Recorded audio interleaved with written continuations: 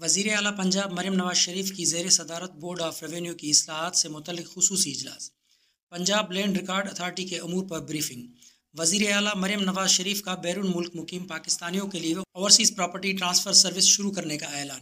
Overseas property transfer service میں ہر فرد کو موٹیشن، ای گرداوری اور رجسٹریشن کی سہولت ملے گی۔ امریکہ، برطانیہ، کینیڈا، سعودی عرب، گلف اور دیگر ممالک میں اوورسیز پاکستانیوں کو سروس کے لیے جلد اقدامات کا حکم۔ اوورسیز کے لیے خصوصی طور پر پراپرٹی ٹرانسفر سروس میں ٹائم لائن کی پابندی کو یقینی بنائیں گے۔ مریم نواز شریف۔ وزیر اعلیٰ مریم نواز نے پنجاب میں سرکاری اراضی کی لیز کا ریکارڈ بھی طلب کر لیا۔ وزیر اعلیٰ مریم نواز کی سرکاری اراضی پر پارک اور روڈ سائڈ اسمال جم بنانے کے لیے اقدامات کی ہدایات۔ وزیر اعلیٰ مریم نواز شریف کی ہر ڈسٹرکٹ میں اراضی سہولت مرکز قائم کرنے کی ہدایت۔ 30 جون تک 11 ڈویژن میں اراضی سہولت مرکز کا آغاز کیا جائے گا۔